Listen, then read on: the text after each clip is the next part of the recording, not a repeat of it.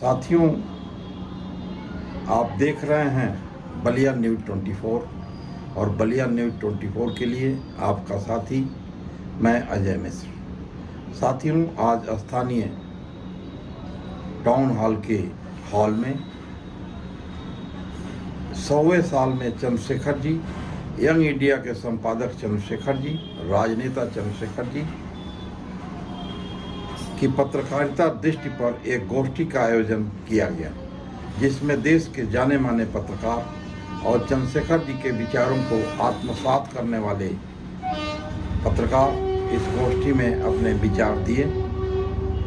आज के उनके विचार कितने प्रासंगिक हैं और चंद्रशेखर जी के उस समय के संपादकीय लेख कितने प्रासंगिक और दूरदर्शी हुआ करते थे, इन पत्रकारों के शब्दों में आप सुने, देखें। वीडियो थोड़ा लंबा हो सकता है।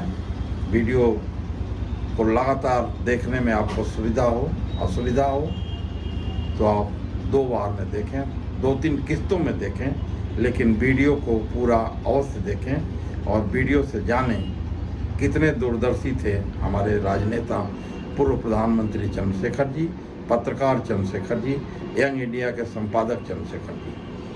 आप देश के जाने माने 5 पत्रकारों को सुने और स्थानीय टाउन हॉल में हुए इस गोष्ठी को श्रोता कितने इत्मीनान से, उम्मीद से और स्थिरता से सुन रहे थे, देख रहे थे, इसका भी आप आकलन करें। और चंद्रशेखर जी और जनता के बीच कितने निकट के संबंध थे उसका भी आकलन करें कि लगातार 3 घंटे से ज़्यादा लोग रुके रहे और चंद्रशेखर जी के विचारों को उन्होंने सुना। वीडियो देखने के लिए आपका बहुत बहुत धन्यवाद। अगर आपने हमारे चैनल को अभी तक सब्सक्राइब नहीं किया है तो चैनल को सब्सक्राइब करें, लाइक करें, दोस्तों, मित्रों, रिश्तेदारों के साथ साझा भी करें। आपका बहुत बहुत धन्यवाद। ऐसा कोई मैंने जब मैं पार्लियामेंट कवर करता था तो ऐसा कभी नहीं हुआ जो चंद्रशेखर जी के साथ होता था। चंद्रशेखर जी जब खड़े होते थे तो पक्ष हो या विपक्ष सब लोग खामोश हो जाते थे और पूरा सदन और पूरा देश इंतजार करता था कि चंद्रशेखर अब क्या बोल रहे हैं। और आमतौर पर जैसे शिवराज पाटिल तब स्पीकर हुआ करते थे या उसके बाद सोमनाथ चटर्जी तक, रवि राय जी भी हुए, किसी ने रोका नहीं चंद्रशेखर जी को। और जीवन में और वो बहुत हिला देने वाला है। मुझे लगता है कि 1975 में जब वे गिरफ्तार किए गए इमरजेंसी में, और तो उस इमरजेंसी की सबसे बड़ी देन चंद्रशेखर की जेल डायरी है। और हल्के फुल्के ढंग से अगर कहें तो कैदी कबीराय की कुंडलियां भी है, क्योंकि अटल बिहारी वाजपेयी ने भी गिरफ्तार हुए थे और उन्होंने चंद्रशेखर जी पर जो कुंडलियां लिखी हैं, रामधन पर जो लिखी हैं, युवा तुर्क को जो काव्यात्मक सम्मान दिया है अटल जी ने। और उस जेल डायरी से पता चलता है कि चंद्रशेखर, मुझे लगता है कि नेहरू के बाद कोई प्रधानमंत्री इतना पढ़ा लिखा हो और जितना चंद्रशेखर ने अध्ययन किया है। उस जेल डायरी से पता चलता है कि कितनी 100 किताबों में क्या है। इतने पढ़ाकू व्यक्ति थे और इस देश के बाशिंदों को आगे बढ़ने की प्रेरणा देते थे। 4 मार्च 1971, आप जानते हैं कि देखिए, एक तो इमरजेंसी के पहले जो उन्होंने जेपी पर लिखा है, या छात्र युवा संघर्ष वाहिनी पर जो टिप्पणियां की, या 1971 में जब बांग्लादेश मुक्ति संग्राम हुआ उस समय जो उन्होंने लिखा है। और अभी हल्का सा संकेत किया था डॉक्टर अखिलेश सिन्हा ने कि किस तरह से वे कांग्रेस में रहते हुए भी कांग्रेस की अनीति को टोकते थे, और जब जनता पार्टी में आए तब भी जनता दल में भी उन्होंने विश्वनाथ प्रताप सिंह से अपने वैचारिक विरोधों को छिपाया नहीं। चंद्रशेखर जी जैसा खरी खरी कहते थे, सोचते थे, उनके चिंतन में, उनके वक्तव्य में और लेखन में कोई भी विभेद नहीं है। जैसा कि यह बेरोजगारी की समस्या, उसमें उन्होंने लिखा कि आखिर हर हाथ को रोजगार कैसे मिले, यह चिंता सत्ता क्यों नहीं कर रही। शासन शब्द का इस्तेमाल नहीं कर रहे हैं, सत्ता को संबोधित कर रहे हैं। उसी तरह से जेल जाने के पहले, जून में 1975 में वो जेल गए, उसके पहले का जो अंक है वह 29 मई का अंक प्रकाशित हुआ था। उसके बाद से तो फिर उसका प्रकाशन स्थगित हुआ था। 29 मई 1975 के अंक में उन्होंने जात एवं वर्ग संघर्ष एक टिप्पणी लिखी, और उस टिप्पणी में सोचिए कि जो सवाल लोहिया उठा रहे थे और बाबा साहब भीमराव अंबेडकर के दबाव में गांधी को 1933 में हरिजन नामक अखबार निकालना पड़ा अंग्रेजी में। विभिन्न भारतीय भाषाओं में उसका अनुवाद शुरू हुआ। हिंदी में हरिजन सेवक निकलता था। तो 29 मई 1975 के अंक में उन्होंने लिखा, और शायद कोई आहट उनको रही होगी, क्योंकि ओम प्रकाश श्रीवास्तव जी ने एक साक्षात्कार में बताया था कि अप्रैल 1975 में अध्यक्ष जी, चंद्रशेखर जी को सब लोग अध्यक्ष जी कहते थे, अध्यक्ष जी ने कहा कि 2-3 अंकों की सामग्री एक साथ तैयार रखनी चाहिए। तो 15 जून 1975 के अंक की भी तैयारी हो गई, और उसके बाद फिर 1975 में वह छपा भी, 15 जून वाला वो छपा। संयोग से पार्लियामेंट जो थाना है, जब जेपी से मिलने गए थे गिरफ्तार होकर, जब चंद्रशेखर जी गए, तो वहाँ डिप्टी कमिश्नर ने कहा कि आपको भी गिरफ्तार कर लिया गया है, चलिए आप जो कपड़े लत्ते लेना हो आप ले लीजिए। तो ये भारतीय समाज यह जातियों में क्यों बटा हुआ है, और जाति के बारे में, वर्ण के बारे में और वर्ग के बारे में इतनी सटीक टिप्पणी उन्होंने की है, वह अवश्य पढ़ा जाना चाहिए। और जो भाष्य किया है उन्होंने, तो जाति भेद का भी किस तरह से एक रचनात्मक ढंग से प्रतिरोध हो सकता है और पत्रकारिता उसका उपकरण बन सकती है, यह भी चंद्रशेखर जी ने सिखाया। जो पत्रकारिता का विश्लेषण कर सकते, लेकिन अखिलेश जी का जब आदेश हुआ कि नहीं करना ही है, तो मैं लिख के लाया हूँ, मैं उसको पढ़ दे रहा हूँ। कुछ त्रुटि हो तो क्षमा कर दीजिएगा। मैं शुरू कर रहा हूँ। असहमत के स्वर के महानायक चंद्रशेखर एक अच्छे छात्र थे, एक अच्छे छात्रनेता थे, समाजवादी आंदोलन के अच्छे संगठनकर्ता थे, एक अच्छे सांसद थे। इस अच्छाई के बल पर वह युवा तुर्क बने, अध्यक्षों के अध्यक्ष बने, थोड़े दिन देश के प्रधानमंत्री भी बने। इस थोड़े दिनों में वो अच्छे प्रधानमंत्री हो गए, और देश और समाज ने इसे मान लिया कि वो रहते तो बहुत कुछ करते। अच्छे प्रधानमंत्री होने के बाद भी चंद्रशेखर जी के मन में एक कसर थी कि हम एक अखबार नहीं निकल पाए, जिसको बाद में निकाले। बंद होने के बाद, प्रधानमंत्री होने के बाद फिर से साप्ताहिक शुरू किए। केवल एक फैसला मान लिया जाए, केवल एक फैसला। तो यह कहने के लिए काफी है कि चंद्रशेखर जी में पत्रकारिता के गुण जन्मना थे। अवसर उनको बाद में मिला था, और जब अवसर मिला तो निकाले, और जब अवसर झंझावातों का हुआ तो बंद हो गया। साथियों, अच्छा, उनका यह मन, उनकी यह प्रतिभा, उनके ही शाश्वत संघर्ष में बनी उनके राष्ट्र पुरुष की विराट की छवि के बराबर नहीं खड़ी हो पाई। लेकिन एक बड़ा लेखक, पत्रकार, संपादक होने की जिस भाषा, ज्ञान और सोच की जरूरत पड़ती है वह उनमें थी और युवा काल से थी।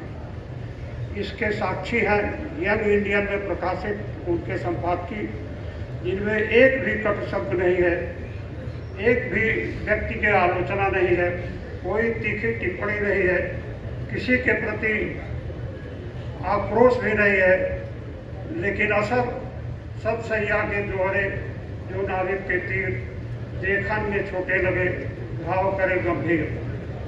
संत कबीर का एक दोहा है जिसमें वो कहते हैं कि निंदक निहरे राखिए, आंगन पुटी छवाए, बिन पानी साबुन बिना निर्मल करे स्वभाव। यंग इंडियन के संपादकीय कबीर के इस दोहे को जीती है। ये जानकर हम लोगों को, जैसे मैं नहीं जानता था कि चंद्रशेखर जी पत्रकार थे, इतने के बाद भी ये जानता था कि यंग इंडिया अखबार निकलता है, जैसे आज के अखबार निकलते हैं तो उसका मालिक संपादक होता है, लिखता है कोई, मालिक का नाम होता है। ये बोध था कि इसी तरह का कोई अखबार निकला हो। लेकिन जिस किताब के कृपा जी कोट कर रहे थे, अखिलेश के आदेश के बाद मैंने उसको पढ़ा, उसकी हर संपादकीय को पढ़ा, तब मुझको लगा कि मैं गलत सोच रहा था। चंद्रशेखर जी मूलतः पत्रकार थे और एक घटना उनको छीनने गई पत्रकारिता की दुनिया से, नहीं तो 1951 में ही वो पत्रकार के रूप में स्थापित हो गए। वो होल टाइमर होने के लिए बेताब थे कि समाज को बदलने के लिए अब हमको चल देना है। उनके रास्ते में दो समस्याएं थी, एक तो कि दैनिक खर्च कैसे चलेगा, फिर संगठन पर लगने वाला खर्च कैसे चलेगा। दो उपाय सूझे उनके। पहला था होटल खोलने का। उनके एक आदर्श बलिया के पंडित जी थे। बाद में चंद्रशेखर जी को लगा कि इसमें तो बहुत पैसा लगेगा, होटल का प्लान फेल हो।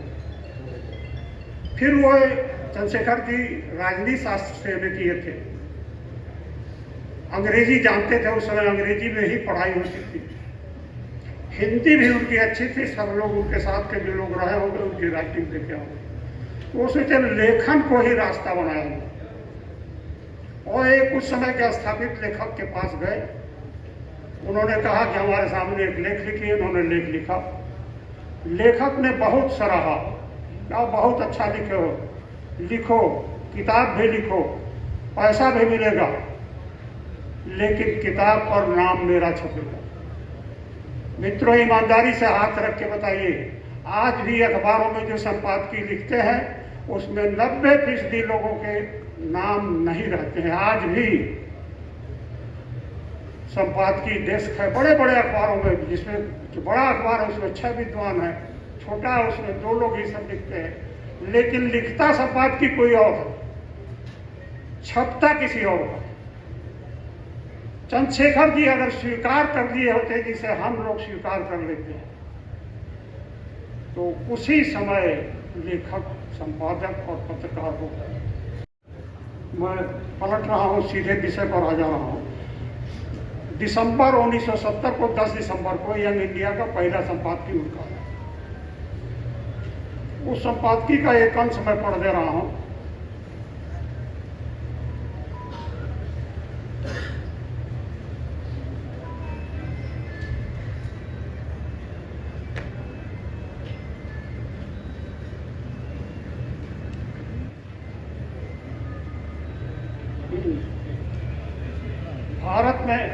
ग्रामीण भारत में चिंताजनक स्थितियां पैदा हो गई। ग्रामीण भारत में चिंताजनक परिस्थितियां पैदा हो गई है। जमीन का जोतदार श्रमिक वर्ग जागरूक हो गया है। उससे किए गए वादे अपूरित हैं। एक असंतोष है जो विघटनकारी शक्ल लेता जा रहा है। केवल चिंता और निंदा से काम नहीं चलेगा। हमें भाषण, हमें शोषण के सदियों पुराने तरीके को सुधारना होगा। यदि रोग को दूर करना है तो हमें उसके जड़ पर निर्णायक प्रहार करना होगा। यह समय है जब हमें तर्क और धैर्य का सहारा लेना चाहिए। 19 जून को 1975 को ये संपादकी है। यह समय है जब हमें तर्क और धैर्य का सहारा लेना चाहिए। अप्रासंगिकताओं से भटकने की जिद और स्थितियों को काट कर देखने की प्रवृत्ति से परिणाम भयंकर होंगे। साथियों, इन 2 लाइनों के माध्यम से सीधे सीधे इंदिरा गांधी से कहा गया है वो जिस रास्ते पर जा रही है उसके परिणाम भयानक होंगे। लेकिन इसमें कड़ी बात कहने के लिए श्री चंद्रशेखर जी ने किसी कटु शब्द का उपयोग नहीं किया।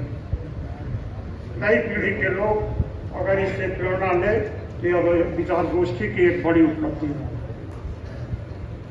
4 अक्टूबर 1989 को एक संपादकी प्रकाशित हुई। आप ध्यान से सुनिएगा, लगेगा कि आज के लिए चंद्रशेखर जी लिखा।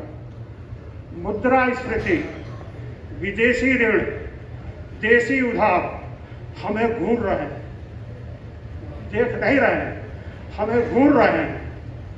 अपने पर नियंत्रण रखकर ही अर्थतंत्र की शरण पर हम काबू पा सकते हैं। साथियों, मुद्रास्फीति, विदेशी ऋण, देशी उधार आज हमें पहले से अधिक घूर रहे हैं। इसी संपादकी का एक और अंश सुनिए। यह सच है कि कोई राष्ट्र बाहरी सहायता और सहयोग की उपेक्षा नहीं कर सकता।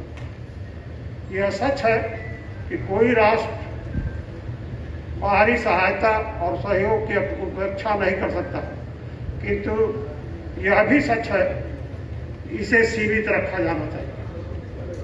प्रौद्योगिकी के अंधाधुंध आयात के लिए आधुनिकीकरण की चाल नहीं चली जानी चाहिए। साथियों, आज की स्थिति क्या है? हम सीमित की जगह उसी के भरोसे हो गए। इसलिए मैं कहता हूं कि चंद्रशेखर जी की बात को एक बार फिर से मंथन करना। एक और इसी क्रम में संपादकी 19 अक्टूबर 1989 को प्रकाशित हुई है।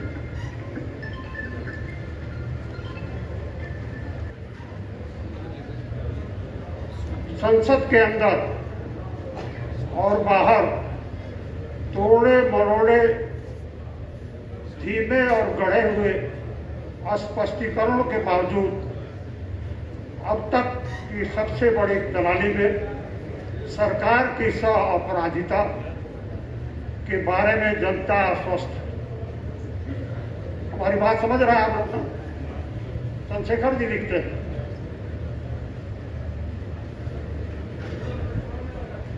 आदरणीय अरविंद मोहन जी, हमारे बड़े भाई और निरंतर जिनका मार्गदर्शन पत्रकारिता के क्षेत्र में मुझे प्राप्त हो रहा है, ऐसे महात्मा गांधी अंतर्राष्ट्रीय हिंदी विश्वविद्यालय के प्रोफेसर कृपा शंकर चौबे जी, वरिष्ठ पत्रकार सुरेश बहादुर सिंह जी, धीरेन्द्र नाथ श्रीवास्तव जी,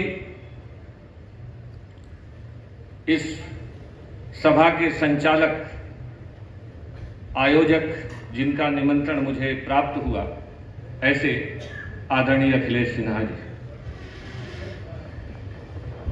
मित्रों, ये मेरा सौभाग्य है कि आज बलिया के इस बापू भवन सभागार में मुझे बोलने का अवसर प्राप्त हुआ है। वो भी प्राप्त हुआ है ऐसे व्यक्ति के संदर्भ में जो बलिया की शान के साथ साथ स्वाभिमान का प्रतीक है।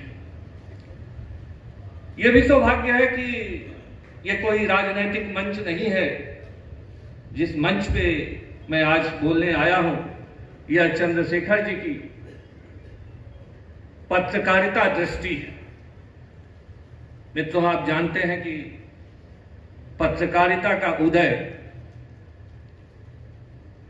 स्वाधीनता आंदोलन के समय हुआ था तब जब देश गुलाम था, जब सदियों से गुलामी की जंजीर में बंधा ये देश अंगड़ाइयां ले रहा था, तरुणाई को पुकार रहा था, कविताएं लिखी जा रही थी, कहानियां लिखी जा रही थी, उपन्यास लिखे जा रहे थे और पत्रकारिता पर काम हो रहा था। संदर्भ था केवल स्वाधीनता आंदोलन।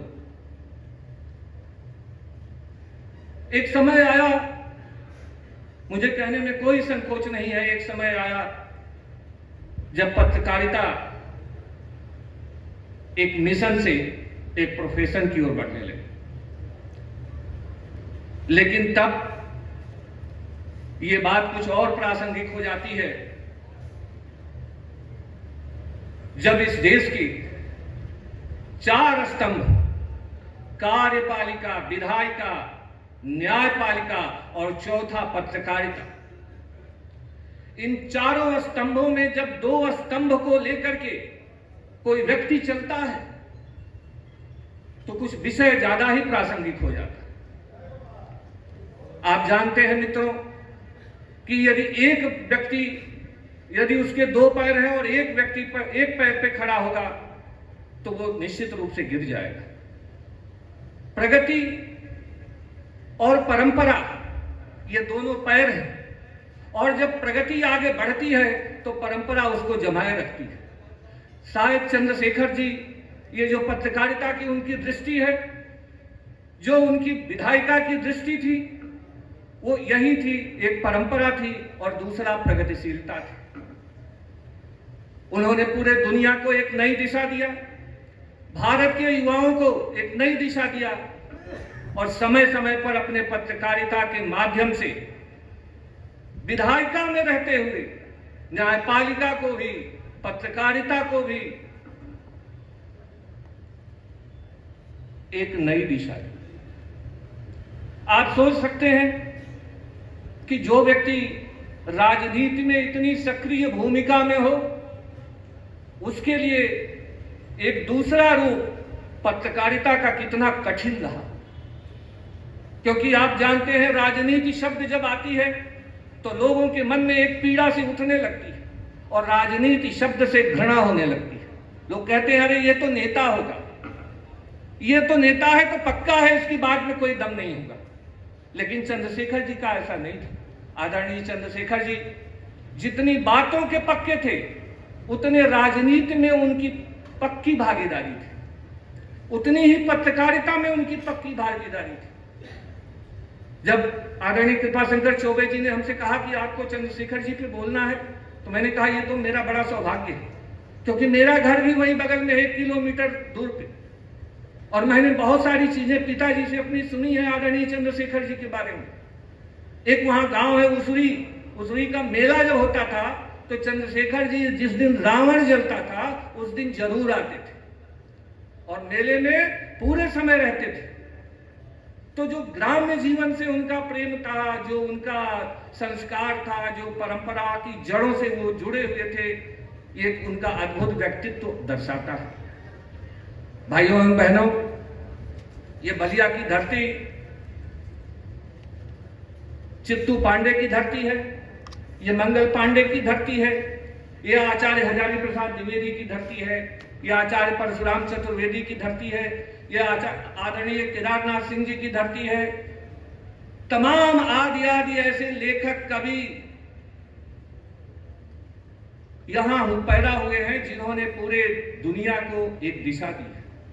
और ऐसे जनपद में मेरा जन्म हुआ है, और वो भी चंद्रशेखर जी के गांव के बगल में। ये मेरा सौभाग्य है। मैं इससे ज्यादा कुछ नहीं समझता कि इससे ज्यादा कुछ सौभाग्य हो सकता है। मैं 2 शब्द चंद्रशेखर जी के लिए कहना चाहूंगा कि कर्महीन के साधक तुम थे, निर्बल के बलराम। कर्महीन के साधक तुम थे, निर्बल के बलराम, और अगणित कंठों में गुंजित है आज तुम्हारा नाम। चंद्रशेखर जी के बारे में जो स्वागत भाषण कर रहे थे वो बता रहे थे भाई कि 12 किलोमीटर वो पैदल चल के जाते थे। भाइयों एवं बहनों, 12 किलोमीटर पैदल चल के जाना कोई बड़ा विषय नहीं है, लेकिन उससे ज्यादा बड़ा विषय ये है कि जिस समय वो पैदल चल के जाते थे, मैं उस ग्रामीण क्षेत्र का रहने वाला हूं, कहीं पुल नहीं थे, और जहां वो पढ़ने जाते थे कम से कम 2 या 3 ऐसे बड़े बड़े नाले थे जो इतना गले भर पानी पार करके जाना पड़ता था। आप कल्पना कर सकते हैं कि जब देश में कपड़े की कमी हो, जब पैर में जूते नहीं होते थे, चप्पलें नहीं होती थी, जब विद्यालय इतने नजदीक नहीं होते थे, वो व्यक्ति 12 किलोमीटर पैदल चल के जाता हो और वहां इतने नालों को पार करके जब कपड़े भीग जाते रहे होंगे। आज अगर आपके कपड़े भीग जाएं या थोड़े भीगे हुए कपड़े पहन लेते हैं तो आपको लगता है कि कोई दिक्कत हो रही है, लेकिन ऐसा व्यक्ति जो इतनी बाधाओं को पार करके और एक मंजिल तक पहुंचा हो, और ऐसी मंजिल जो पूरे देश को एक दिशा दी हो, और आज भी जो याद किया जा रहा है। मैं काशी हिंदू विश्वविद्यालय के पत्रकारिता विभाग का अध्यक्ष हूं। आप जानते हैं कि काशी हिंदू विश्वविद्यालय एशिया का सबसे बड़ा विश्वविद्यालय है। वहीं से हरिवंश जी भी अध्ययन किए हैं उसी विभाग से जिसका मैं अध्यक्ष हूं। वहीं से राम बहादुर राय जी भी पढ़े हैं, वहीं से राम कृपाल सिंह जी भी पढ़े हैं, और आज मेरे पढ़ाए हुए जो नई पीढ़ी है, कम से कम सैकड़ों ऐसे यूथ हैं, पत्रकार हैं जो पूरे देश में काम कर रहे हैं। मैं जब से अध्यक्ष बना हूं, मेरे दिमाग में एक बात आई है कि कम से कम ऐसे 4-6 मनीषियों के नाम पे चेयर प्रोफेसर बननी चाहिए, पीठ बननी चाहिए शोध की। अभी धीरेन्द्र श्रीवास्तव जी कह रहे थे यंग इंडियन की बात कि संपादन होनी चाहिए। तो मैं चाहता हूं, उनके पुत्र और पौत्र दोनों बैठे हुए हैं और दोनों इस समय सत्ताधारी दल में बैठे हुए हैं। मैं आपसे निवेदन करना चाहता हूं इस मंच के माध्यम से कि चंद्रशेखर जी की नाम पर पत्रकारिता को लेकर के काशी हिंदू विश्वविद्यालय के पत्रकारिता विभाग में एक शोध पीठ बननी चाहिए, और मैं ये प्रस्ताव भेजूंगा। ऊपर आपका काम है शासन में इसे कराना, और चंद्रशेखर जी को लेकर के नए नए रिसर्च, नए नए इनोवेटिव काम होने चाहिए। उनकी जो दृष्टि है, जो डॉक्टर लोहिया, डॉक्टर जयप्रकाश नारायण, जो गांधी जी, जो मालवीय जी, अन्य लोगों से जो प्राप्त हुई थी, उसको लेकर के वहां शोध होने चाहिए। भाइयों बहनों, चंद्रशेखर जी ने हमेशा जीवन मूल्यों पर बल दिया है। उन्होंने स्वदेशी, स्वावलंबन, स्वभाषा, स्वराष्ट्र, हमेशा इसकी बात की। जब भारतेंद्र बाबू कहते हैं निज भाषा उन्नति है सब उन्नति को मूल, निज बिन भाषा ज्ञान के मिटे नहीं को सूल। जब स्वदेशी आंदोलन को लेकर के, जब स्वाधीनता आंदोलन को लेकर के बनारस जाग उठता है तो बलिया भी जाग उठता है, और इसीलिए बलिया 14 दिन पहले आजाद होता है। और अभी आदरणीय कृपा शंकर चौबे जी एक चर्चा कर रहे थे कि जब आदरणीय चंद्रशेखर जी जेल में थे तो अटल जी ने, आदरणीय चंद्रशेखर जी ने मेरी जेल की डायरी लिखा, और अटल जी ने मेरी कुंडलियां, मेरी कुंडली, ऐसे करके उन्होंने कुंडलियों का समूह, कैदी कविराज की कुंडली, उसमें एक उन्होंने जो लिखा वो हम आपको सुनाते हैं। उन्होंने लिखा था कि धन्य धन्य है रामधन, धन्य धन्य है रामधन कृष्ण भूमि आबाद, धन्य धन्य है रामधन कृष्ण भूमि आबाद, साथ चंद्रशेखर सहित 42 की आग। धन्य धन्य है रामधन कृष्ण भूमि आबाद, साथ चंद्रशेखर सहित 42 की आग।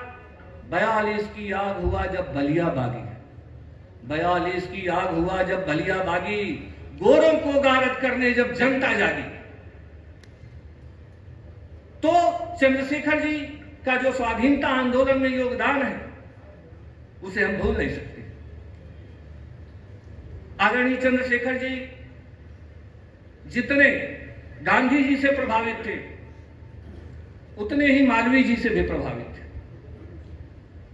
उतने ही बहुत सारे उनके विचार दीनदयाल जी से भी मिलते हैं। पंडित दीनदयाल उपाध्याय जी कहते हैं, पेट को आहार, हृदय को प्यार, मस्तिष्क को विचार और आत्मा को संस्कार चाहिए।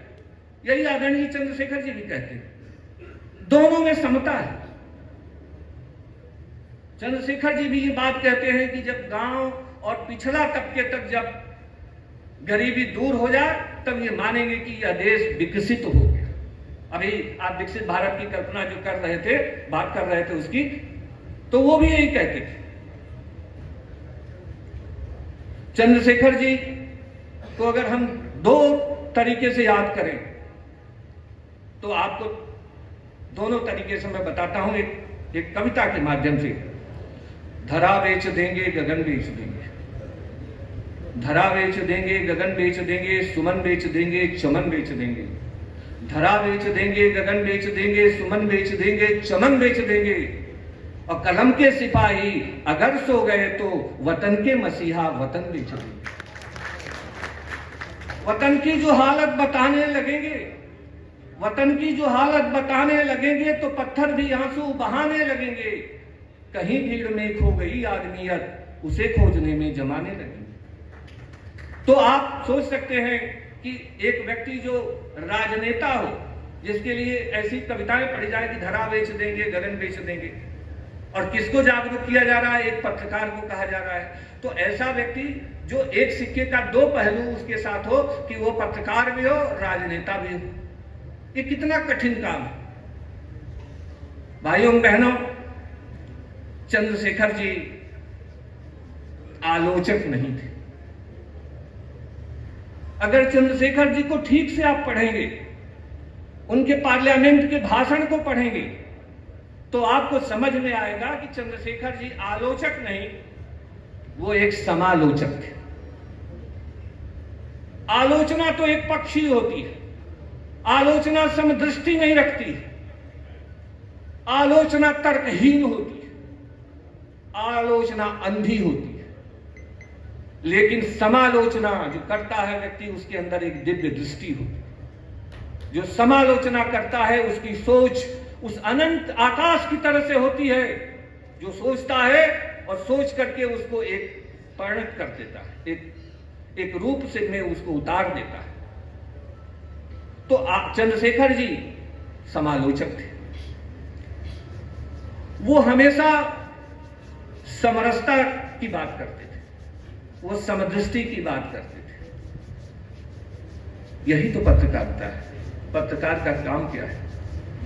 पत्रकार का काम यही है, हम लोग पढ़ाते हैं, पुरानी थियरी है कि एक व्यक्ति को कुत्ता काट दे। ये खबर नहीं है, खबर ये है कि आदमी कुत्ते को काट दे, ये खबर है। पत्रकारिता गांव, गरीब, मजलूम, यतीम ऐसे लोगों का रहनुमा बने। पत्रकारिता वो जो भ्रष्टाचार, भय, इस चीजों से समाज को बाहर निकाले। पत्रकारिता वो जो सत्ता की भी आलोचना करे और एक रास्ता दिखाए। पत्रकारिता वो जो लगे कि विपक्ष की भूमिका में बैठा हो, मगर आलोचना नहीं, समालोचना।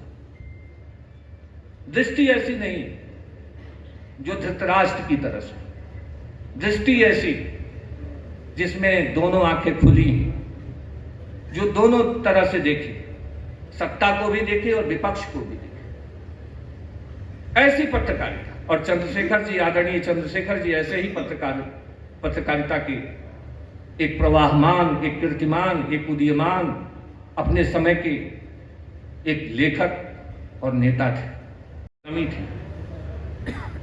तो हम लोग उनके पास गए और हम लोगों ने कहा कि कोई ऐसी कविता बता दीजिए, लिख दीजिए, जिसको हम लोग अंताक्षरी या ऐसे किसी आयोजनों में सुना सकें। तो उन्होंने जो कविता सुनाई और लिखी, वो कविता पढ़ के सुनाता हूं आपको। तेरी सीता बंदिनी बनी, तेरी सीता बंदिनी बनी, फिर भी है बसी कनक लंका, ललकार बानरी सेना को राघव का बजे विजय डंका।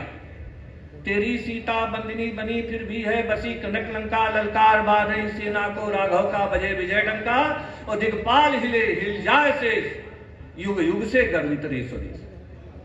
तो जो स्वदेश की भावना थी, जो स्वदेश प्रेम था उनके अंदर, वो अद्भुत था। इंदिरा जी का बहुत सारे विषयों पे लेकर के विरोध करते थे। उसका कारण ये था पूंजीवाद, उसका कारण ये था डिक्टेटरशिप, क्योंकि हमेशा चंद्रशेखर जी समरस समाज के पोषक थे। और समरस समाज का पोषक वही हो सकता है जो सचमुच में पत्रकार है और पत्रकारिता की जिसकी दृष्टि। वो व्यक्ति कभी बहुत बड़े पद के चक्कर में नहीं रहता। इसीलिए चंद्रशेखर जी ने अपने पूरे जीवन भर में प्रधानमंत्री के अलावे कोई पद नहीं लिया। नहीं तो क्या हाल है, स्टेट मिनिस्टर हो जाए, कुछ नहीं मुख्यमंत्री हो जाए, कुछ नहीं कैबिनेट मिनिस्टर हो जाए, कभी कुछ भी नहीं है। क्योंकि उनके अंदर एक दृष्टि थी, एक समाज को सुधारने की का एक चिंतन था, एक सोच थी।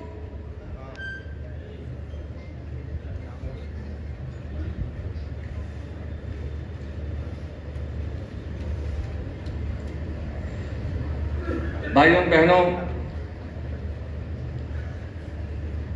चंद्रशेखर जी के प्रति हमारी सच्ची श्रद्धांजलि यही होगी कि उनके मूल्यों, उनके कर्तव्यों, उनके चिंतन, उनके विमर्श, इन सब पर काम। मैं देख रहा था पार्लियामेंट में उनके भाषण को, उन्होंने कहा कि अतीत पर रोने से अच्छा है भविष्य को ठीक करना। क्या उससे देश की प्रगति हो सकती है?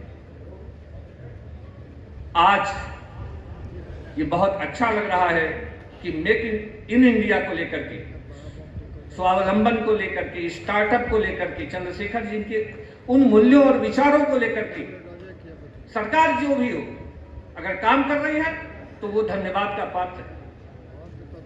और मुझे लगता है कि चंद्रशेखर जी को सच्ची श्रद्धांजलि यही होगी कि हम उनके मूल्यों और आदर्शों को आगे बढ़ाएं, उनके चिंतन को आगे बढ़ाएं, उनके पत्रकारिता को आगे बढ़ाएं। अब मैं अपनी बात को समाप्त करने के पहले एक शेर पढ़ता हूं, फिर बात को समाप्त करता हूं। शायद चंद्रशेखर जी भी इससे रूबरू रहे होंगे। रात को तम से नहीं चांद से डर लगता है, रात को तम से नहीं चांद से डर लगता है, पाक दामन को ईमान से डर लगता है। क्या कहूं ऐ दोस्त, वक्त ही ऐसा है जब इंसान को इंसान से डर लगता है। बहुत बहुत धन्यवाद। बहुत धन्यवाद देता हूं कि आपने कम से कम इस अवसर पर मुझे आमंत्रित किया। और कि चंद्रशेखर जी की पत्रकारिता के बारे में मैं क्या बोलूं, मैं तो उनसे जब तक रहा हूं तब तो उनसे सीखता ही रहा हूं। लेकिन हाँ, यंग इंडियन का जब प्रकाशन हुआ था, यंग इंडियन के प्रकाशन के पीछे एक महत्वाकांक्षा थी, एक इच्छा शक्ति थी। और सबसे बड़ी बात उसमें थी जो मूल्यांकन उन्होंने किया, जिस आधार पर लिखा था कि पहला आधार माना जाता था पत्रकारिता का कि हम सत्ता से सवाल करेंगे। पत्रकारिता जो है विपक्ष की भूमिका निभाएगी और सत्ता से सवाल करेगी। गांव देश की जमीन की बात करेगी, मर माटी की बात करेगी, जो विकलांग है, जो किसी क्षेत्र में पिछड़ हुए, हम उनके सिद्धांतों की बात करेंगे। और चंद्रशेखर जी ने ये मूल्यांकन 5 सूत्र निकाले थे पत्रकारिता का कि जिसका पत्रकारिता बिकाऊ नहीं हो सकती। मैंने इसीलिए कहा ना, अभी हमारे साथी ने अनुरोध किया था शेखर जी से, पप्पू जी से, यंग इंडियन फिर से प्रकाशित करें। यंग इंडियन प्रकाशित तो हो सकती है, लेकिन उसका प्रकाशन या उसका लेखन करेगा कौन? वो चंद्रशेखर ही जी थे। आज बताइए ना कि इस पत्रकार कितना साहस से प्रकाशन कर सकता है ऐसा, जिस तरह चंद्रशेखर, अभी आपने उदाहरण की बात की, चंद्रशेखर जी ने एक संस्करण नहीं है, उनका एक संपादकीय नहीं है। आप मुझे बताइए कौन सा उसका संपादकीय नहीं है जो उपयुक्त ना रहा हो, समयोचित ना रहा हो, जनता के बारे में समर्पित ना रहा हो। कोई भी ऐसा नहीं बताइए। एक ऐसे राजनेता थे, एक ऐसे पत्रकार थे, मैं तो कहता हूं अच्छा हुआ वो पत्रकार नहीं हुए, राजनेता हुए। कम से कम देश को दिशा तो दी उन्होंने, देश को दिखाया तो, देश को आगे बताया तो विश्व में। वो देश व्यक्तित्व, ऐसा व्यक्तित्व कहां देश और कहीं भी नहीं हो सकता। ये उनके व्यक्तित्व का ही कमाल था। जहां तक उनके साहित्यिक पक्ष की बात है, मैं मानता हूं कि हम लोग क्या मूल्यांकन करेंगे, लेकिन हाँ, आदरणीय स्वर्गीय केदारदास सिंह जी ने कहा कि मैं राजनेताओं, 4 राजनेताओं को जानता हूं, जिसमें उन्होंने आचार्य नरेंद्र देव जी का नाम लिया था, डॉक्टर राम मनोहर लोहिया के लिए कहा था कि ये 4 राजनेता, डॉक्टर राजेंद्र प्रसाद जी के लिए कहा था कि 4 ऐसे राजनेता हैं जिनका पत्रकारिता से या साहित्य से बड़ा लगाव है। और मैं उनमें से नामवर सिंह ने कहा था कि मैं चंद्रशेखर जी को सर्वोत्तम मानता हूं उनके पत्रकारिता जीवन में किसी भी राजनेता के बारे में। वो चंद्रशेखर जी थे जो ऐसा लिख सकते थे, जो ऐसा सोच सकते थे, और वो जो लिखते थे, जो कहते थे, जो बोलते थे, वही करते थे। कोई ऐसा दूसरे राजनेता का आज तक ये नहीं कर पाया जो चंद्रशेखर जी ने कहा। इसलिए उस महान व्यक्तित्व की जितनी भी चर्चा की जाए, उनके बारे में जितना भी कहा जाए, सोचा जाए, समझा जाए, बहुत ही कम होगा। फिर से मैं वही कहूंगा चंद्रशेखर जी की सबसे बड़ी बात थी सत्ता के आगे झुकना नहीं। देखिए कितनी बड़ी सी बात थी, कहा उन्होंने, कभी पेड न्यूज से दूर रहना और जुनून होना चाहिए कि सूचना को अंतिम जनता तक पहुंचा। अब ये बताइए, हम सत्ता के सामने झुक हो सकता है हम सत्ता के सामने झुके आजकल के दौर में? हमको बताइएगा, आजकल के दौर में क्या ऐसा संभव है कि हम सत्ता के सामने नहीं झुकेंगे, पेड न्यूज नहीं लेंगे? हम जन संस्कारों की, जन समस्याओं की चर्चा करने का साहस रख पाते हैं? मैं फिलहाल नहीं रख पाता हूं और लोग रख पाते होंगे। तो इसलिए यह कहना कि आज चंद्रशेखर जी की पत्रकारिता के बारे में बात हो, उनके बारे में चर्चा की जाए, बड़ी असंभव सी बात है समाज के लिए और देश के लिए भी। क्योंकि मैं चंद्रशेखर जी का अब मैं क्या कहूं, मैं उनके साथ क्या था, उनका समर्थक था, क्या था, मैं नहीं जानता था। जब भी लखनऊ में आते थे, पप्पू आते थे, मैं सुबह से शाम तक सिर्फ उनके साथ रहता था। अब कुछ तुम बताओ क्या हो रहा है, कुछ बहुत ऐसा सुनते थे कि जैसे उनको किसी चीज के बारे में जानकारी ही नहीं है। तुम ये बताओ क्या हो रहा है, तुम तो मतलब जहां जहां भी जाते थे। और कभी भी किसी बात पर, देखिए ऐसा कोई राजनेता नहीं होगा जो अपनी बात से कभी मुकरा ना हो, अपनी खबरों का कभी खंडन न किया हो, अब कभी चर्चा किसी न की हो। चंद्रशेखर जी एकमात्र ऐसे नेता थे जिन्होंने कभी भी अपनी खबरों का खंडन नहीं किया, कभी किसी के बारे में यहां कहा। हाँ, लेकिन कुछ बातों का मलाल उन्हें पत्रकारों से भी था। ऐसे ही चर्चा में एक बार उन्होंने कहा था, सुरेश, जब भारत यात्रा के दौरान था, बाबा आप जानते होंगे, वो राष्ट्रीय अध्यक्ष थे, पूरा देश लिख रहा था तो स्वर्गीय रामकृष्ण हेगड़े जी बड़े ईमानदार व्यक्तित्व है। उनका बताओ, मैं पार्टी का अध्यक्ष हूं और हेगड़े ही सबसे बड़ा ईमानदार और सबसे बड़ा व्यक्तित्व, ये भी पत्रकारों ने लिखा, उन्हीं के बारे में लिखा, लेकिन उन्होंने जवाब नहीं दिया। भारत यात्रा के दौरान कई उनको चिट्ठियां भी मिली, पत्रकारों की भी चिट्ठियां मिली, बड़ी टिप्पणियां की गई, भोरसिंह आश्रम के बारे में टिप्पणियां की गई। एक ऐसे ही पत्रकार जनार्दन ठाकुर को लेकर के एक बार भोरसिंह आश्रम गए थे, अब याद होगा, उन्होंने कहा देखो जो तुमने लिखा है, हमारा आलीशान महल कहां है, यही देखो। तो पत्रकारिता का यह भी एक विभत्स रूप था। अगर पत्रकार को यही सीखना है, और चंद्रशेखर जी के पत्रकारी जीवन के बारे में हमें इतनी बड़ी चर्चा करनी थी, हमें महान व्यक्तित्व बनाना था, या हम बता रहे हैं, तो हमें कम से कम उनसे सीखना भी चाहिए था। आज के पत्रकारों को, चाहे जितने बड़े पत्रकार हो, चाहे जहां भी रहे हो, बहुत बड़े पत्रकारों का नाम मैं नहीं लेना चाहता, मैं जानता सबको भी छोटी मोटी बारे में, लेकिन ये जहां तक चंद्रशेखर बनने की बात है, चंद्रशेखर बने बहुत बड़ा धैर्य चाहिए, बहुत बड़ा साहस चाहिए, बहुत ही बड़ा आपका पुनर्जन्म होना चाहिए ऐसा व्यक्तित्व को समर्पण करने के, ऐसा व्यक्तित्व का साथ पाने के लिए। आप निश्चित रूप से, मैं अपने को बड़ा सौभाग्यशाली मानता हूं। मैं जब भी रहा, जिस तरह बेबाकी से, जिस तरह से कहते थे, मुझे एक घटना याद आई, मैं जरूर करूंगा, पत्रकारी उससे नहीं लेना देना है, बस फिर भी ऐसे कहूंगा। मैं जनसत्ता एक्सप्रेस से काम कर रहा था, मनोरंजन जी आप जानते होंगे उसमें हमारे साथ थे। किन्हीं कारणों से मेरा प्रबंधन से मेरा थोड़ा बातचीत हो गई, तनख्वाह उनका के लिए कोई विवाद हो गया, वो हो गया। उसके एक विवाद के 2-3 बाद चिन्मयानंद जी आर्जन गृह राज्य मंत्री थे, चिन्मयानंद जी लखनऊ आए। वो पत्रकार क्योंकि अखबार के मालिक थे, एक सब रिपोर्टर लेके चिन्मयानंद जी के यहाँ पहुंच गए। चिन्मयानंद जी से कहा पत्रकारिता बहुत अपराधी आ गए, विध्वंसक आ गए, इनके बारे में सख्त कार्रवाई हुई। चिन्मयानंद जी ने कहा कि अरे इन सबको सख्ती से निपटा जाएगा, निकाला जाएगा। 4 कालामु खबर छपी। सहयोग से दूसरे दिन चंद्रशेखर जी लखनऊ आए। मैं सवेरे 7 बजे उनको रिसीव करने जाता, अभी लोग साथ सबके जाता था, हमारे साथ जाता, तो मैं आके मैं घर चला गया। मैंने कहा अध्यक्ष जी आता हूँ। जब मैं लौटा तो जनसत्ता एक्सप्रेस का वो अखबार निकाल करके रखे थे, जिसमें चौथे पेज पर 4 कालम खबर छपी थी। तो उन्होंने कहा कि ये कौन सा पत्रकार है सुरेश जो लिख रहा है? हमने कहा तो अध्यक्ष जी मेरे ही बारे में लिखा, उन्होंने तुम्हारे बारे में क्यों लिखा? तब बताया उन्होंने, उनका चिन्मयानंद आया है क्या? हमने कहा हाँ है। कहाँ? कहा ऊपर है। उनका बुला, उसको फोन मिला, हमने चिन्मयानंद जी को फोन मिला, चिन्मयानंद जी को तुरंत उन्होंने बुलाया, नीचे बताया। तो उनका हाल चाल बोलने बाद कहो चिन्मयानंद जी तुम्हारी आज खबर बड़ी छपी है। उनका अध्यक्ष जी कुछ लोग आ गए थे आज, इसलिए मैंने छाप दिया। कहा तुम देश के गृह राज्य मंत्री हो, कम से कम तुम्हें तो सोच समझ के बयान देना चाहिए, कहाँ क्या बोलना चाहिए, कहाँ नहीं बोलना चाहिए। ये उत्तर प्रदेश की कानून व्यवस्था का मामला, तुम केंद्र सरकार से चले आए, इसमें बोल रहे हैं, कम से कम कुछ तो अपने पद की गरिमा का ध्यान रखो। ये चंद्रशेखर जी ही कर सकते थे, ये कोई दूसरा व्यक्ति तो ऐसा नहीं कर सकता था। ना इतना खुल करके अपने सब, जितना अपने लोगों के बारे में जितना चर्चा करते थे, जितना सोचते थे, जितना विचारते थे, जितना करते थे, शायद वही एकमात्र नेता थे। और ये गुण उसी पत्रकारिता जीवन से ही आया। पत्रकारों के बीच रह के जब देश का, पूरी दुनिया का दुख दर्द जाना, जैसे आपने कहा ना कि उनका जीवन कितना संघर्षों से भरा था, उसी संघर्षों को उन्होंने उसी यंग इंडियन के माध्यम से अपने संपादकीय में उतारा था। और जब जिस भी जटिल समस्या की बात होती थी, जब भी चंद्रशेखर जी लिखते थे, तो पूरे चाहे पीटीआई हो चाहे यूनाई हो, वहां लीड खबरें हुआ करती थी, उस यंग इंडियन से ही ली जाती थी। अभी तक इतने लंबे भाषणों के बाद भी हॉल ऐसे ही भरा हुआ है, ये उनके प्रति। और कई लोग तो मुझे लगता है 20 साल वाले उम्र के हैं जो अभी तक यहाँ जमे हुए हैं। तो ये अचानक नहीं होगा, आज चंद्रशेखर कुछ देने की स्थिति में नहीं है, तो ये सब लोग ऐसे नहीं जुटे हुए हैं, ये उनका स्नेह है। और इन लोगों का भी कुछ खास गुण है कि अगर किसी को अच्छा माने तो उसके लिए उसको दिखाएं भी। एक चीज़ जो हमारे साथी ने कहा, भाइयों और बहनों, पता नहीं उन्होंने बहनों कहाँ देख लिया, वो बलिया की कमी मुझे यहाँ दिखाई दे रही है। तो वो भी मैं चाहूँगा कि आगे के आयोजनों में उस तरह की चीज़ ध्यान नहीं जाए खास तौर से, क्योंकि अगर वो कमी हो रही है तो उसको खत्म करना चाहिए। मुझे बुलाने की वजह क्या होगी ये भी मैं बहुत ठीक से नहीं जानता। चंद्रशेखर जी का स्नेह मुझे था, बल्कि मैं दिल्ली गया तो जो एक सिफारशी चिट्ठी होती है कि इनको मदद करिएगा, वो चंद्रशेखर जी की चिट्ठी उनमें एक थी चंद्रशेखर जी के लिए, और वो मैंने दी नहीं उनको तब। बहुत बाद में एक दिन मैंने उनको कहा तो उन्होंने डांट के कहा कि अच्छा तू तो किशन पटनायक वाला हुआ नहीं। तो उन्होंने तो इसी किस्म का उनसे रिश्ता रहा, और हम सब लोग उनके पहले दौर की पत्रकारिता को ठीक से नहीं जानते।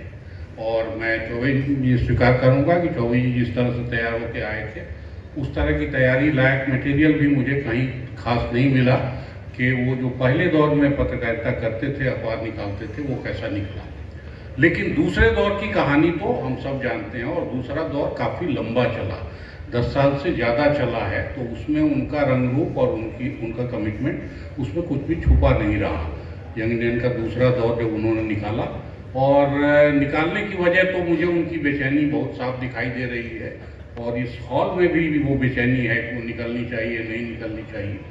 लेकिन बंद क्यों हुई ये मेरी समझ में नहीं आया, क्योंकि बंद होने के पीछे जो वजहें थी, अगर वो सचमुच की बड़ी वजहें हैं तो फिर चंद्रशेखर जी का उद्देश्य और उसमें कोई मेल नहीं बैठता। मुझे बंद होने की वजह मुझे जो दिखाई देती है वो बहुत छोटी छोटी वजहें हैं, और उसको दूर किया जा सकता है।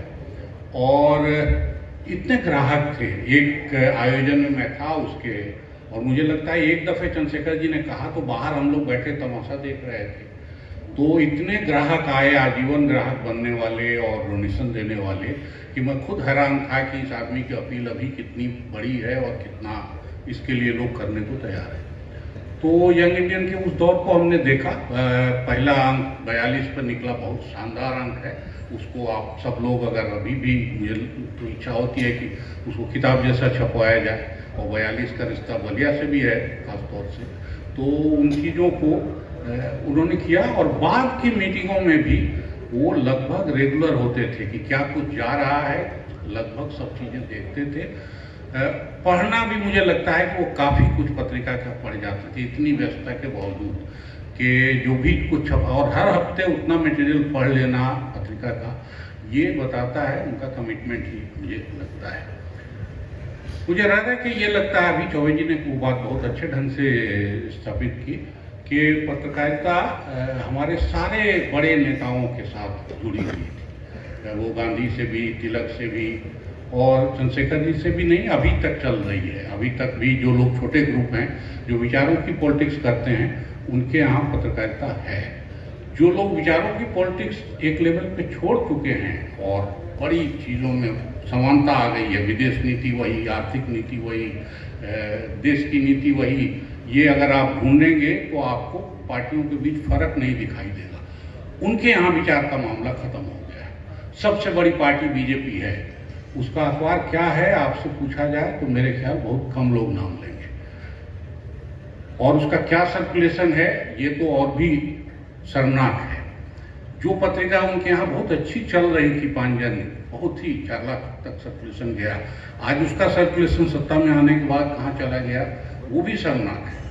कांग्रेस पार्टी भी कोई अखबार निकालती है, उसका नाम हम बार बार सिर्फ मुकदमे में सुनते हैं कि वो जमीन का घोटाला हुआ है और उसमें उन्होंने, नेशनल हेराल्ड ने किसके नाम ओनरशिप ट्रांसफर कर दी। अखबार क्या है ये मेरे ख्याल कोई नहीं देख पाता। कम्युनिस्ट पार्टियों के अखबार कहाँ चले गए इसका कोई अंदाजा नहीं। समाजवादी ग्रुप में हमारे बहुत अखबार, हम ही लोग एक अखबार और निकालते थे पैरेलल उसी समय जब सामयिक हुआ था, वो कहाँ बंद हो गई इसका पता नहीं। तो चंद्रशेखर जी हों या गांधी हों या तिलक हों, उनको अपने अखबार की ताकत और अपने अखबार की जरूरत क्यों होती थी? और उनको मालूम नहीं था कि जिस देश में बिरला अखबार निकालते हैं, इस देश में अडानी और अंबानी का अखबार चलता है। एक बार में सारे चैनल खरीद लेते हैं अंबानी, एक बार में अडानी सारा चैनल खरीद लेते हैं, जिस पे हाथ रख लें वो चल। तो क्या ये चंद्रशेखर जी को मालूम नहीं था या गांधी जी को मालूम नहीं था? गांधी उसी बिरला से चंदा लेके अपना अखबार निकालते थे, लेकिन बिरला के अखबार को अपना नहीं कहते थे। उनको ये भ्रम नहीं था कि बिरला का अखबार उनका है और बिरला का अखबार उनकी बात चलाएगा। अगर इस फर्क को जानना हो तो मुझे लगता है कि हमको बहुत साफ ये देखना होगा कि विचार और समाचार ये दो चीजें हैं। और समाचार का मामला ये सब लोग मानते हैं कि इस तरह से छोटे ग्रुप्स के पास, छोटी पूंजी के पास, छोटे समूहों के पास समाचार का मामला नहीं होगा।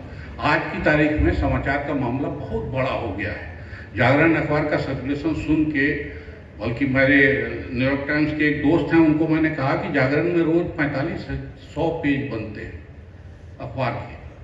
तो वो हैरान थे, बोले 4500 पेज कैसे बन सकते हैं एक अखबार में? लेकिन ये भी सच है कि नंबर 1 या 2 की लड़ाई में उसके साथ जो भास्कर है वो पिछले 25 साल से एडिटोरियल बाजार से लिखवाता है।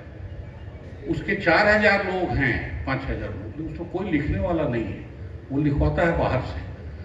राजस्थान पत्रिका 1, 2, 3 के होड़ में है, उसने एडिट पेज बंद कर दिया। बाकी अखबारों की भी चर्चा सुनते रहिए कि एडिट पेज खत्म हो गया, चिट्ठियां खत्म हो गई। हर बिजनेस वाले से पूछिए तो वो कहता है कि नहीं, पाठकों की चिट्ठी बहुत इंपॉर्टेंट है, उनका फीड बहुत जरूरी है, लेकिन सबके यहाँ वो खत्म हुआ जा रहा है।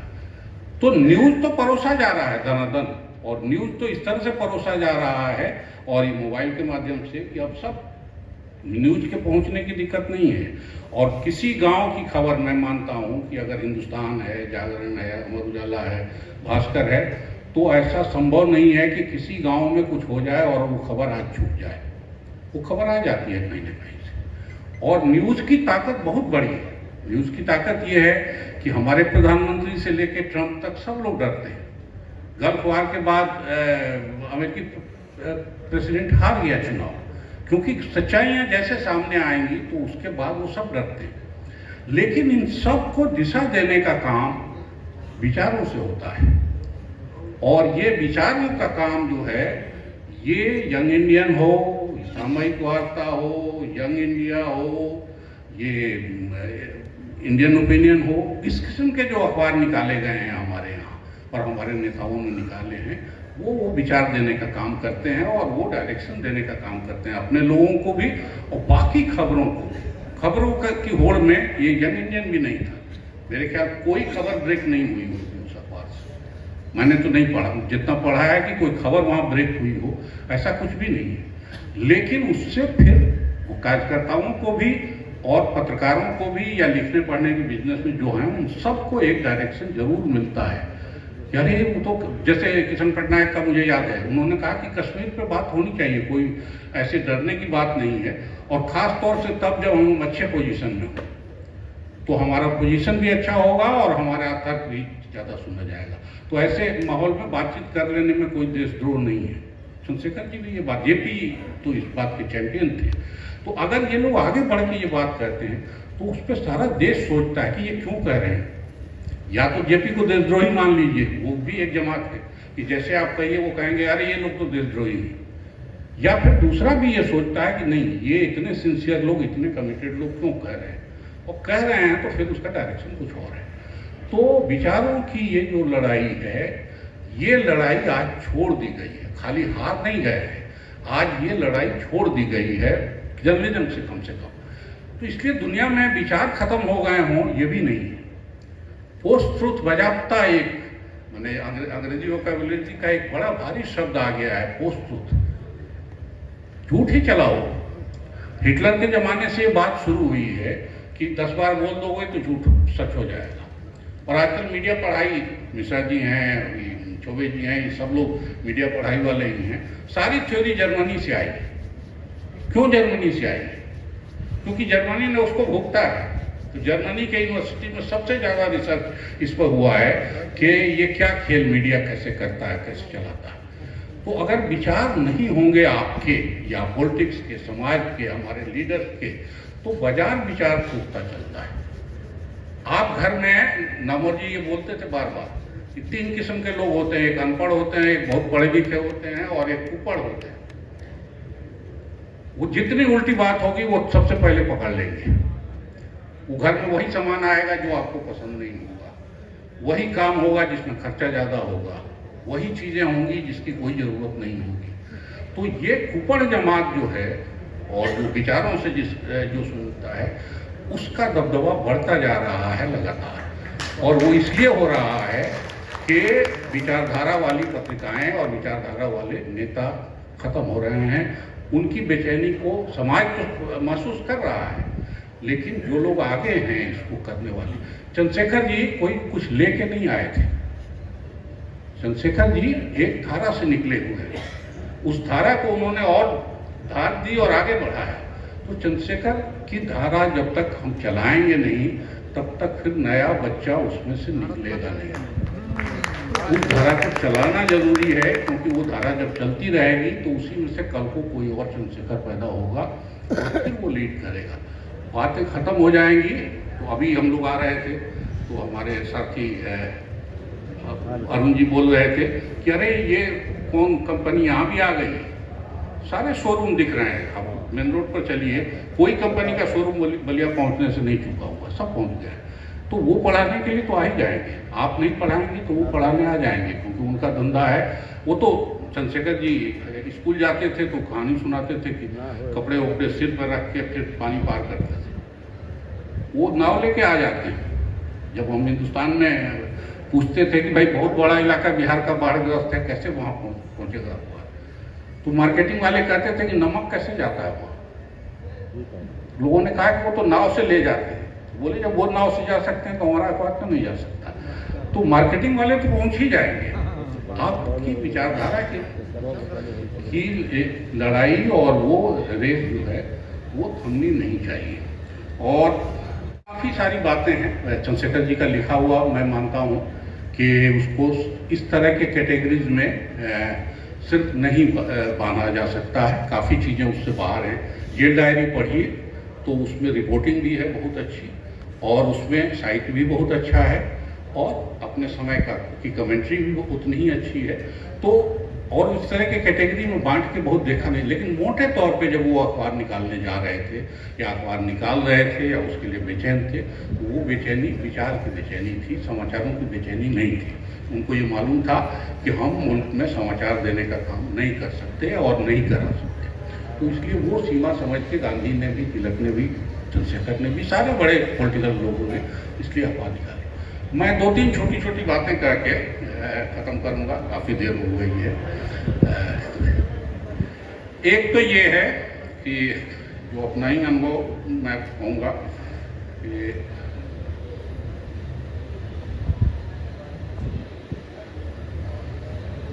मैंने एक रिपोर्ट लिखी थी काफ़ी मेहनत से बाल मजदूरी पे, ये जो मिर्ज़ापुर का इसका कालीन उद्योग पे ही बेसिकली, और उसमें किस किस्म से खास तौर से रग मार्किंग होती थी। पता नहीं आप में से काफ़ी लोगों को मालूम होगा कि कुछ लोगों ने एक तरह से ठेका ले लिया था कि हम रग मार्किंग करेंगे तभी जर्मनी में और यूरोप में उसका एक्सपोर्ट हो सकेगा। वो लिखा होगा कि ये बाल श्रम से मुक्त है, और रग मार्किंग बाल श्रम से ज़्यादा वसूली का एक माध्यम बन गया। तो जब इसकी शिकायत आई तो मैंने काफ़ी मेहनत से कि क्या क्या होता है और कैसे इनकी फंडिंग एनजीओ की और उनकी होती है। सुबह वो 1 पेज की रिपोर्ट छपी हिंदुस्तान में, पूरा पेज, और सुबह सुबह मेरे पास धमकी से लेके हर तरह के ये शुरू हो गए। ऑफिस में कंप्लेन एडिटर के यहाँ ऑफिस गया तो मैं थोड़ा डरते गया कि क्या होगा, पता नहीं आज एडिटर हमसे क्या पूछेंगे और क्या पूछा जाएगा, क्या जवाब देना पड़ेगा, क्योंकि रिपोर्ट के बाद बाकी सब चीज़ों का झमेला आप ही को झेलना होता है। जब तक मैं ऑफिस गया तब तक मालूम हुआ कि ये मामला तो खत्म। तो खत्म क्या, चंद्रशेखर जी वो पेज लेके पार्लियामेंट में सुबह सबसे पहले कि ये जो है ये क्या हो रहा है इस देश में और सरकार क्यों चुप है। अब जब पार्लियामेंट में चंद्रशेखर जैसा आदमी सीधे वो खबर लेके खड़ा हो जाए तो फिर किसी एनजीओ की मजाल या किसी और की मजाल नहीं हुई कि उस बात को आगे बढ़ाए। तो चंद्रशेखर को ये सपोर्ट का भी अंदाजा था और इसलिए मैं कहूँगा। फिर चंद्रशेखर से जुड़ी दूसरी बात जो अभी पढ़ी गई, मुझे नहीं समझ में आया कि मुझे क्यों चुना गया कि उस किताब की भूमिका लिखने के लिए, क्योंकि मैं तब इतना जूनियर था और जूनियर से भी ज़्यादा चंद्रशेखर जी के यहाँ जाने आने में बहुत कम हम लोग का डेस्क का काम था, तो हमारा आना जाना भी बहुत कम था। जान पहचान थी, वो हमको जानते थे, हमारे परिवार से जानते थे सब तरह से, लेकिन उसमें मेरा नाम क्यों आ गया, मेरा नाम पता नहीं किसने डाला। जब लिख रहा था मैं तो मुझे अंदर से डर हो रहा था कि पता नहीं ये छपेगा नहीं, ये पसंद आएगा नहीं आएगा। जैसे ही वो पहुंचा वहाँ तो जो भी कहने वाले लोग थे, राय साहब और हरिवंश जी जैसे, ये सब बेचैन हो गए कि इतनी तीखी बात इसमें कुछ लिखी हुई है, इसको कैसे जाने देंगे। तो इनको बेचैन देख के चंद्रशेखर जी ने कहा कि क्या है, जरा दिखाओ हमको भी। तो उन्होंने उसको देखा, बोले ठीक ही तो लिखा है, और इसीलिए तो नए लोगों से लिखवाना चाहिए। पुराने लोग लिखेंगे तो जाने क्या क्या लिख देंगे, ये नया लड़का है ये ठीक लिखता है, और वैसे ही गया है, उसमें कुछ भी नहीं। फिर हम लोग ग्लोबलाइजेशन के सवाल पे चंद्रशेखर जी ने ही पहल की और उसमें हम लोग घोंसी में बैठे 2 दिन ग्लोबलाइजेशन के लिए, ये कि सब लोग मिल के कोई पहल करें तो शायद कुछ होगा। तो मैं भी घोंसी, आमतौर पर दिल्ली वाले जाते हैं तो शाम को लौट आते हैं, घोंसी गया तो झोला वाला लेके, कपड़ा लेके, किताबें लेके गया और साथ में रहा, तो उनसे अच्छी बातचीत हुई। उसमें कई चीज़ों को लेके बहस थी, उसमें संघ के लोग भी थे, उसमें समाजवादी भी थे, उसमें वो कई चीज़ों को लेके बहस होती रही और लगा, हमने कहा कि और कुछ तो हम लोग करेंगे नहीं, हम ये कोशिश करें कि कोई एक प्रस्ताव पास करके सम्मेलन की ओर से जारी कर दें कि ये हम लोग सोच रहे हैं और ऐसा प्रस्ताव। उस प्रस्ताव को लेके ही कई तरह की चर्चा होती रही। चंद्रशेखर जी ने कहा कि अरे तू लोग से नहीं सुलझेगा, ले आओ हमारे पास। और सचमुच उन्होंने 2 या 3 शब्द उसमें बदले, सिर्फ 2 या 3 शब्द बदले, किसी को कोई आपत्ति उसके बाद नहीं हुई। मुझे लगा इससे बढ़िया एडिटिंग शायद हमको और कोई नहीं सिखाएगा, इतनी करना होगा।